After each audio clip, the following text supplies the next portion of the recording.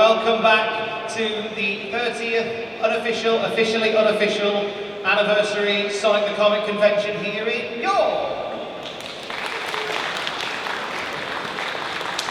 We heard earlier today from the titans, the pioneers of Sonic the Comic, reason why we're here today, but we now travel stateside to see and meet the voices, the faces, the pens, the minds behind the Sonic the Comic from off of America. And joining me, make them feel very welcome in no particular order, from IDW Sonic the Hedgehog, we've got Tracey Yardley, we've got Jon Gray, we've got Mauro Fonseca, we've got Rik Mak, we've got Stanley, Aleah Baker and Flynn!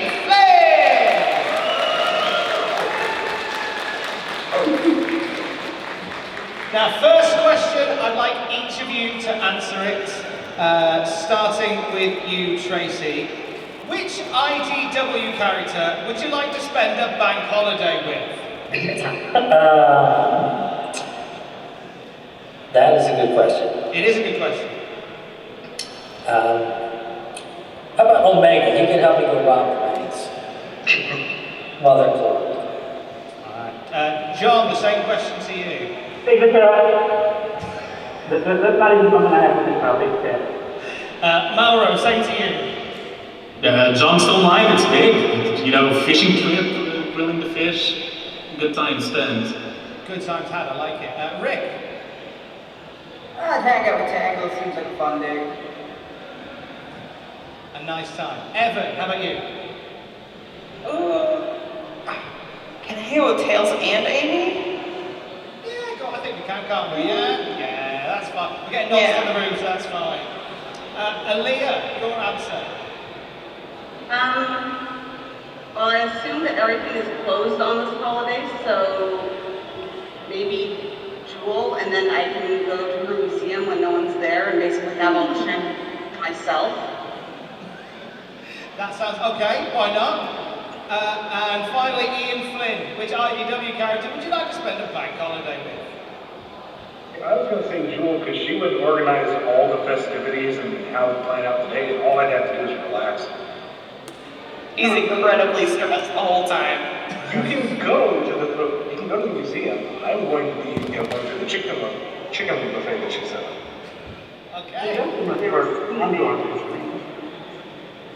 Right, that's got to start it now. I think we should, off the bat, address the elephant in the room. Now, there's not much, obviously, that we can say about it, talk about it. Oh, by the way, after a couple of questions to get us started, I want your questions from you guys in York. There is a microphone set up. If you'd like to speak to the guys from IDW Sonic, ask them anything you want, maybe Sonic the Comic related, you can do so by jumping on that microphone over there.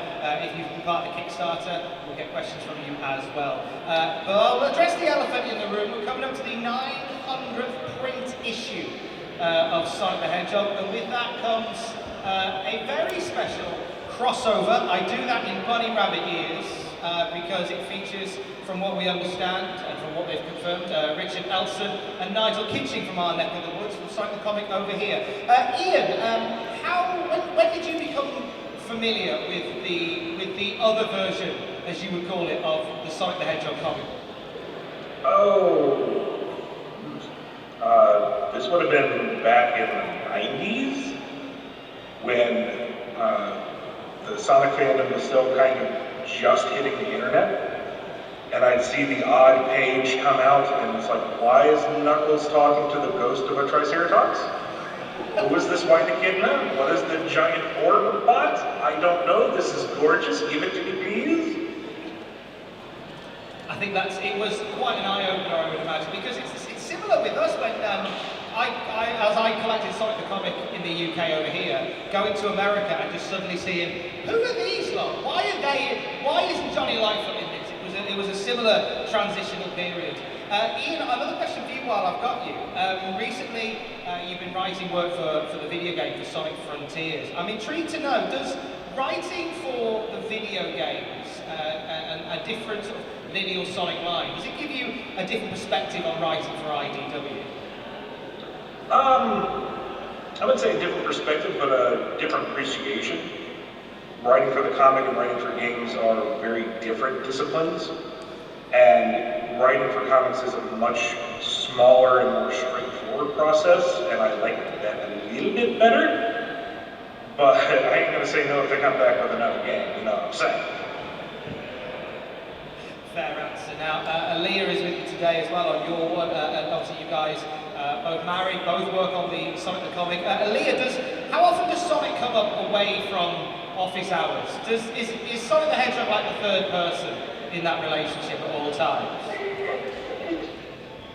Yeah, that's...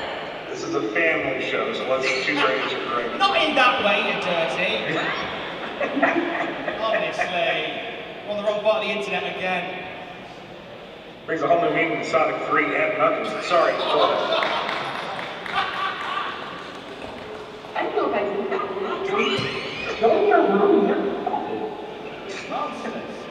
But does it become something that just you never switch off from, with both of you always working on it?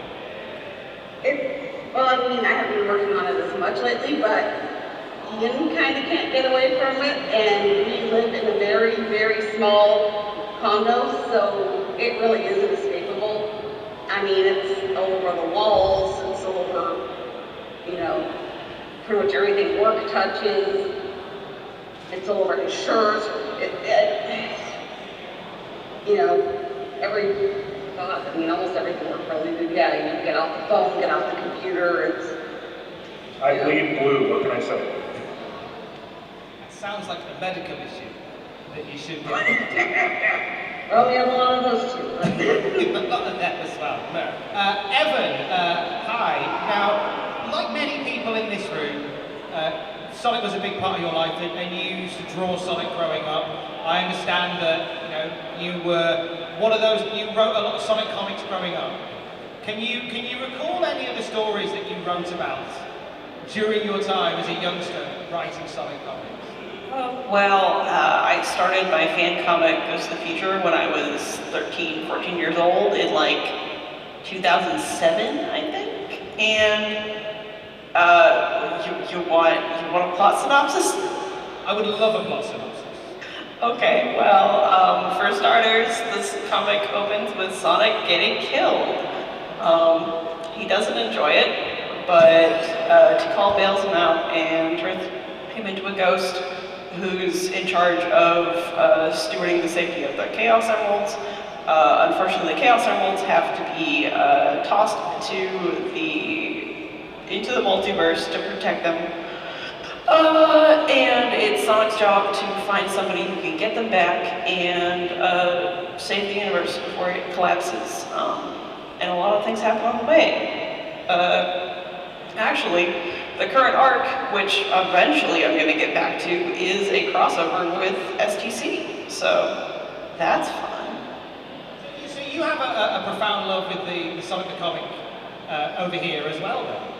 Yeah, I first heard about STC and specifically Sonic the Comic Online was actually the online Summer of Sonic convention in, I think, 2006 was the first year I was getting into Sonic, and that website was basically my gateway into the fandom, and especially my gateway into Sonic comics, which was through fan comics first, and yeah, that's where I first found out about STC, and actually, until recently, like I think a couple years ago, I did my first full read-through of the original Sonic the Comic with friends. And before that, I was working very closely with my writing partner on Ghost of the Future, who's actually also named Tom Campbell. I think he might be watching. If he is, hello. And he is my Sonic the Comic expert who really helped me through that when we were doing it on the fan comic.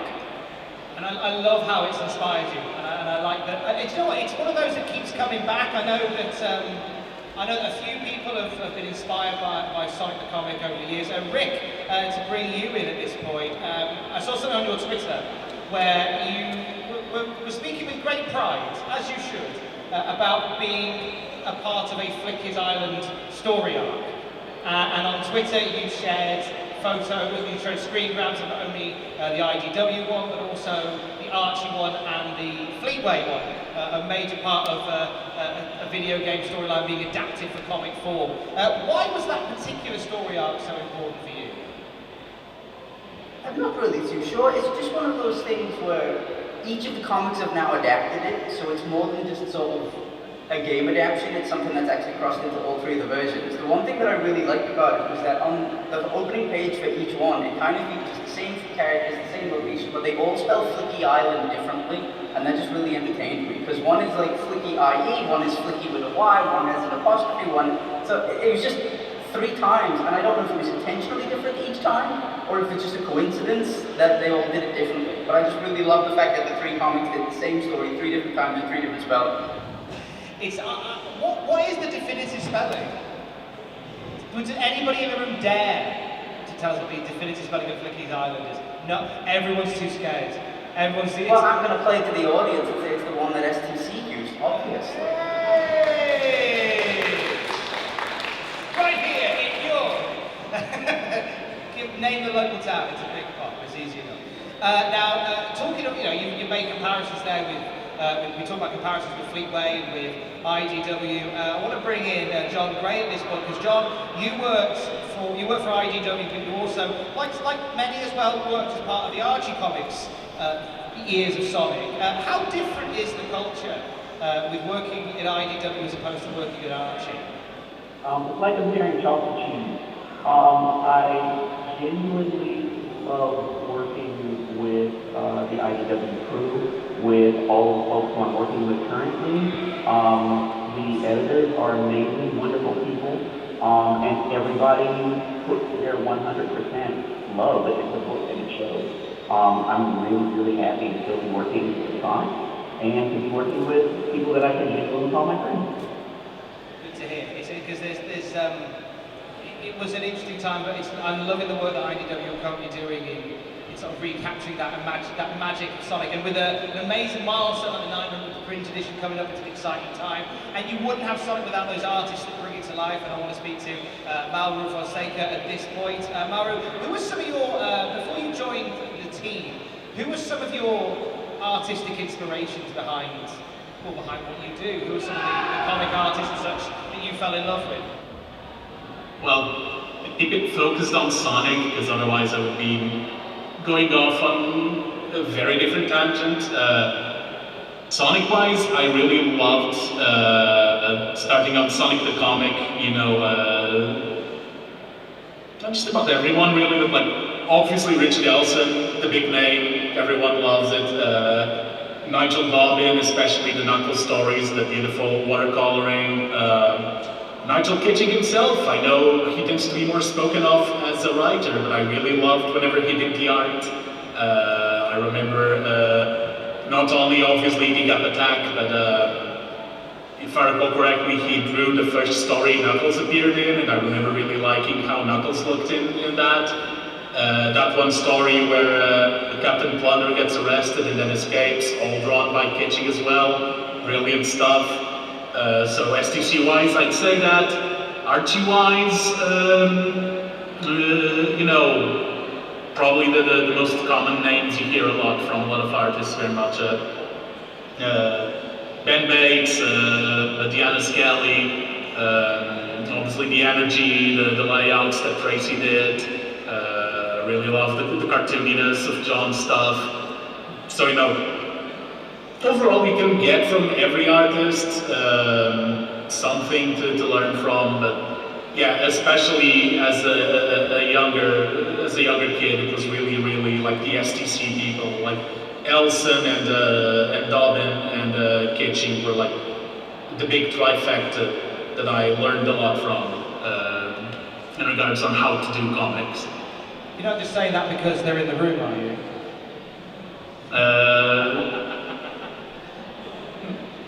Excellent. No, there is a lot of love for, I can say, do you know what, it's one of those very rare situations where I can see Richard Elson and Nigel Kitchen in my eye shot from here as we're talking about them, and I love that work transcends internationally. In terms of, this is something that's been brought up by a few people who have come along today, in terms of characters from the Sonic the Comic universe that you would love to incorporate, should the gods of fair use and licensing allow? Who would you love to incorporate into the world of Sonic in IDW? Ian, I'm going to pose that one to you. I feel like the buck may stop with you on this one, but who would you like to see from the Sonic the Comic world in the work that you guys do? It was Summer Sonic, how long ago? So I was wondering, was it like 2012 or something? Something like that. 2011. 2011, okay. And speaking with Nigel Kitching, and I told him how jealous I was that he came up with the Brotherhood of Metallics, because that's genius. And he says, well, if you want to make it yours. And after I picked my jaw up off the floor, it's like, I know it's not that simple, but just because of the offer, I love it. But what an unusual multiverse that would be, to see that. Do you know, if you could have done, obviously, if you know, you taken Nigel up on his offer and the gods have allowed, how would you have incorporated the Brotherhood of Metallics into a Sonic storyline at your end?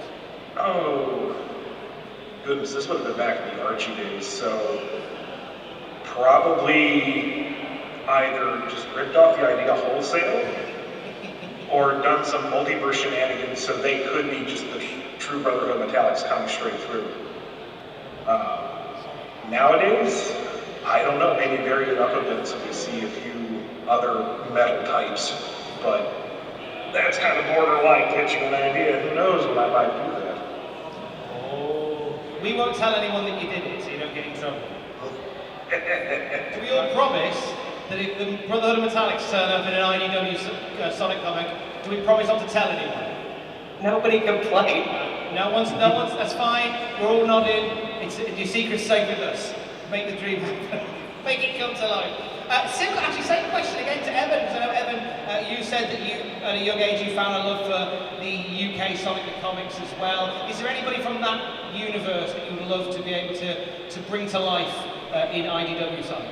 We were actually talking about this last night for fun. I would choose Captain Plunder. For sure. Captain Plunder would be a fantastic addition to Blaze's world. Yeah, I think, and second to that, kind of technically, I want Decapitac back, please. It needs to continue. Wow. Yeah. I love that Decapitac keeps coming up all these years on. I feel like next year it should be a Decapitac convention. It's been so many conversations about that today. Mauro, once again, yourself, I'll jump back to you very quickly because you said as well, Nigel and Richard, they're big inspirations for you. Any of their characters that you would love to bring to life over there? Multiple of them. Just to not give, like, you could easily say Captain Plunder or so on. To give a different answer though, I'll actually mention a stranger character.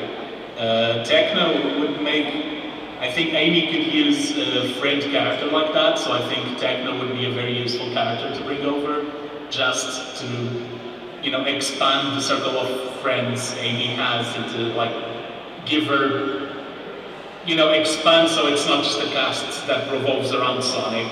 You could have Amy having her own friend who's unrelated to everything else, and Techno would be the obvious fit in. Either that or just bring over short fuse and just keep repeating the story every time he appears. Introduce a whole new generation to that whole rigmarole. I like it. Well, let's keep on going with it. Tracey, how about yourself? Sonic the Comic characters that you would love to see brought to life over there? Yeah, I think having short fuse would be really, really awesome. Because it'd be a lot of fun to draw. It's just a cool character. Yeah, he'd be a nice foil for Omega or a Metal Sonic. Nice. Okay. Really cool stories there. Jon, I'm not sure whether we have any more different answers. There's a few similar answers coming through. But Jon, any STC characters that you'd love to bring to life over where you want? I've always been super fond of Techno and Short Fuse.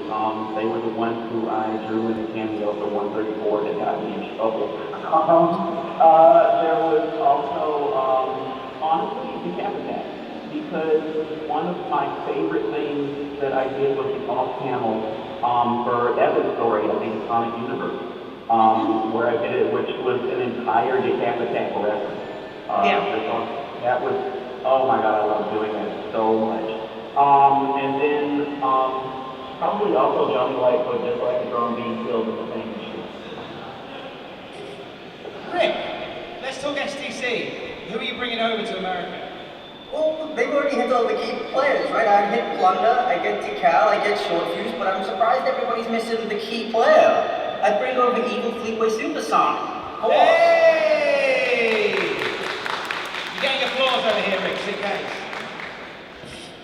Well, in that case, we need to bring Ebony and Pajamas and the Groovy Train. You can't just leave them out. Package deal. Bring everyone. I was going to say Ebony, so there you go. I love bringing over Supersonic. No one else did it quite like it. But okay, so Rik, that's a great answer. Aleah, finally with you. STC to America, who we got? That's what I was going to say. I was going to say Ebony, so kind of rounds it out there. Perfect. Sounds perfect. So Ebony and Co. So all there through there with Supersonic, beautifully done. Actually, while I've got you, Aleah, as well, this is something for the artists amongst us. With every, it's such a great privilege to get to draw and bring Sonic the Hedgehog to life. Is there a character that you have less fun drawing? There's always one in someone's locker that they're not a massive fan of. Aleah, is there somewhere in yours that you're not a massive fan of drawing? I mean, I mostly end up doing coloring after everything, but I found Omega really tedious. Even though he doesn't have a complicated color scheme, a lot of it's just divided up into so many little sections. And if you're not, because I didn't have to work with him a lot, so it would come back around, it's like, oh, here's Omega again. Which particular little panel or segment or joint or whatever is red or gray or the tiny bit of green or whatever, and it's just like, I'm tired of this. Bored now, thank you. We'll shout this up. Anybody else has any, if you have any Sonic the Comic, or Sonic, IDW characters or Sonic original characters that you don't like drawing, speak now or forever hold your peace. I'm gonna have to chime in with Omega. The thought of having to draw Omega in any interior page multiple times sends me into absolute shit. No, I don't want that in my life. I love my hands. No, I won't do it. I love myself too much to do that. And then every one of your covers. Yeah.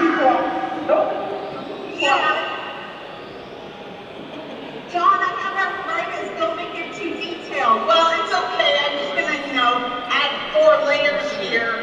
Sorry? And maybe another 70 characters. Less than 44 layers. 70 bloody characters, John! This is why you haven't visited me in 4 years.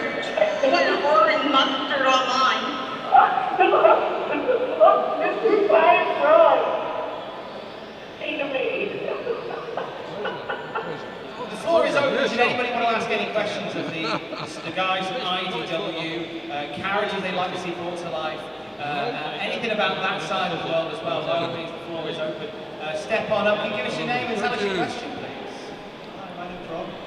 I was just wondering, in IDW, I've seen a few nods to STC, the Guardian robot, that being silly, the tower thing from the zone. Are there any references to anything that, still to this day thinking, people haven't noticed it yet? I think a few people noticed when I named this, something that Tracey did in one of his issues was named the street sign after he was from Sega, and I think it was the annual where Big Cat first appeared. There was Elton Avenue and Dobbin Drive that I put in the background of, I think it's the panel where Charmy is wandering around the city as a zombie. I don't even remember, I have to look it up. I think on my end, people either get it, or if they don't get it, I just kind of poke until people get it, so I don't know. Yeah, I think, you know, some people kind of got some vague vibe of STCA Neon Surge, which is there, but the design is mostly based on the manga version.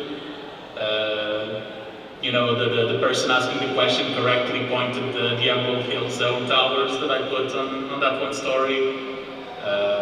Yeah, I think people have been good in noticing the references. Thank you. Nice one. Thank you very much. Great question. Stefan, what's your name and what's your question for the panel? I'm David Edwards, and my question is for Tracey Yardley. One of my favourite pictures that you've done was a collaboration with the late Nigel Dobbin, who did the Sonic, the comic characters versus the Archie Freedom Fighter characters. What was it like? Collaborating with them? Well, I'm very glad that I got to do it. It's a great honor to work with such a talented artist. But I didn't really work with him very directly, unfortunately. That was back in 2011 when we were invited, Ian and I and Aleah went over to the Summer of Sonic. And beforehand, they set up that where I did my half of the artwork, and I mailed it over to the UK, and then Nigel did his half. So.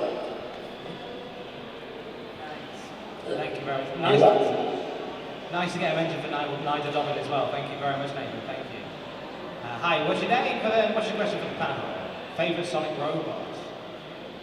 Any shouters on the favourite Sonic robots? Mine's Shard. Oh. I'm gonna go with you know, a lot of them are really good. I was thinking like, oh, maybe Omega or G-Merle or so on. I'm gonna go with Pepe, the Batnik from Sonic Labyrinth. I keep putting him everywhere, so I guess that's proven that he's my favorite.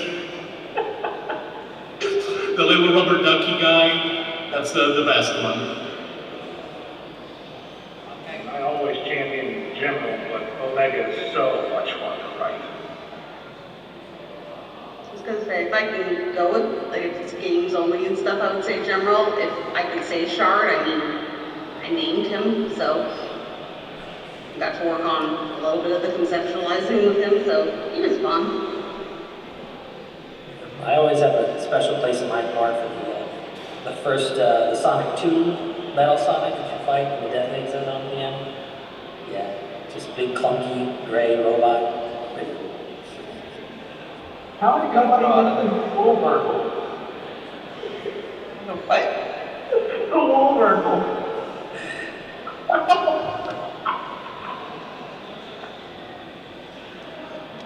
Pepe the Wolverkle getting recognized. All right. Thank you very much indeed. Thank you for your question. Strong question. Thank you. A wild Techno the Canary appears to the front of the panel. They're not going to know who you are. No, of course they do. They're super fans. Give us your question for the. You can, if it's easy, you can pop the mic off the stand. If it's easy just to hold it.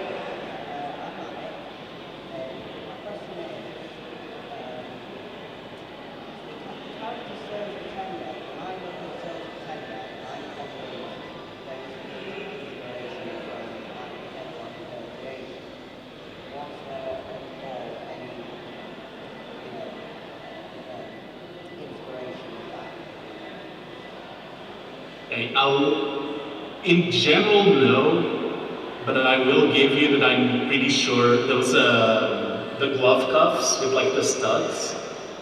I'm pretty sure I started drawing them in Sonic characters inspired by Manic, so I do think you can make the connection there. Overall, at least on my end, nothing. You know, nothing actively, like maybe some subconscious inspiration, but nothing intentional on that end. Although Manic does also have like the studs in the ears, right? So yeah, there probably is some subconscious connection there. What's your name for those who don't already know? And what's your question for the panel? Yeah, my name's Sarah. Ian said he wished he created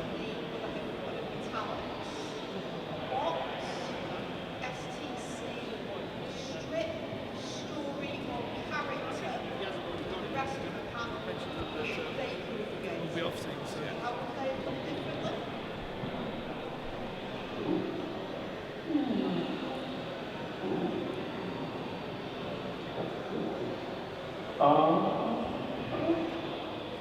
I'm gonna go with the ambient techno stories. I grew up with non-Sonic comics. I grew up on Disney comics and Brazilian Monica's Gang comics and so on, and they're very in a similar format to Sonic the Comic, where it's a lot of tiny stories, like a lot of different adventures, almost more anthology rather than one ongoing plot. And the ambient techno strips fit that perfectly. Like just having these two friends, quote unquote, pandering to the audience right now, having the two friends go off in time-space Doctor Who adventures that get to be sillier because it's a hedgehog and a canary. But yeah, that's my take. I would pick the Kohengyo. I think that was just a really cool story and added just a ton of dimension and interest to the history of the echidnas. I wish I was that smart and cool to come up with that. And it's about like, I wouldn't do it any different. It's perfect. I think that I'm with Mauro. I really like the Disney and stuff. Sarah, I think actually sent me, Sarah, a mutual friend of ours, is the reason that I have a full set of SCP comics. And I remember giving them a giant read when I was younger, and it was two stories that really stood out to me, the Return and stuff. And I don't remember what the name of the story was. But it was one that Sonic was on a floating island, or Angel Island, or whatever it was called, and it was a giant robotic holding the island, or something like that. It looked like he was about to eat it. But that was one of my favorite sort of stories. I wouldn't do anything different, but I would love to have drawn. I thought it was really great. I was just gonna say probably like using kind of ambient techno type stuff again, just because you got a lot of potential variety to play around with. You kind of run the risk of it being a little too out of theme if, you know, it's not related to the characters too much, or, you know, what you're supposed to be working on, but at the same time, you could also just do just about whatever you wanted, to a sense. So, and it kind of make, you know, again, like individual stories or kind of like little bite-sized things, explore a lot of different ideas or concepts, or, you know, you could probably be lighthearted at one moment and gut-wrenching another, which is apparently something I tend to do, so sounds fun. If I came up with it, would have been Emperor Dalek. Sorry, I mean Davros, no wait, I mean Metallics. But for something that I wish I could write or be in charge of, it would have been Captain Plunder and the Sky Pirates, because I just think that's an absolutely fantastic concept, and there's a lot you can do with it, and I don't know, something about the story where they actually get hold of the Chaos Emeralds and end up being completely useless, blissed out, happy hippies just struck me as so memorable that it was something I think would be really fun to play. Okay, thank you very much. Strong questions there, thank you very much indeed. We'll get these final two questions and then we're going to call time. What's your name and what's your question for the panel? My name's John. A lot of Johns. I don't know who I should give this question to. Maybe to Ian. I've obviously seen a lot of fan projects revolving around the IDW series. One of them being fan dubs of issues. And that came to my thought that other companies do motion comics of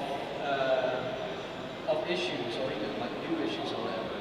And I don't know if that's come into question of maybe doing a motion comic for IDW Sonic with collaboration with Sega and using the voice cast from the games to bring a story to life for IDW.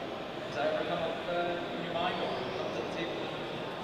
I pitched that like year one, because we had such a closer relationship with Sega this time around, and it was generally thought of as a fun idea, but the question is, what is the financial aspect of it? How do you make money off of this? Because getting these actors in to record so much copy would add up real fast. So as cool as an idea as it would be, where is the monetary side?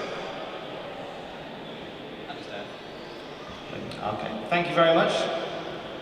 Final question, what's your name and what's the question for the panel? My name is Norman, and it's specifically for Mr. Mak, but if anyone else has an opinion, feel free to chime in.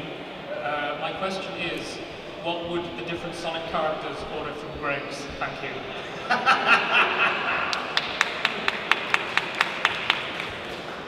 You know, I don't have a good answer for that because I'm a Sayers fan. But how dare you? I gotta say, Battle Councils. I had a short career, but it was worth it. Well, you know, honestly, I'm gonna say ice cream donuts for everybody because it's the best thing that they sell. That's a good answer. That's a pretty diplomatic answer. I'll take that. Will we take that diplomatic answer? Could you merge a sausage roll with a chili dog somehow? Well, I think Knuckles having a steak bake would be very on brand. A steak bake, cowabunga, etc. I like that. So a steak bake for Sonic.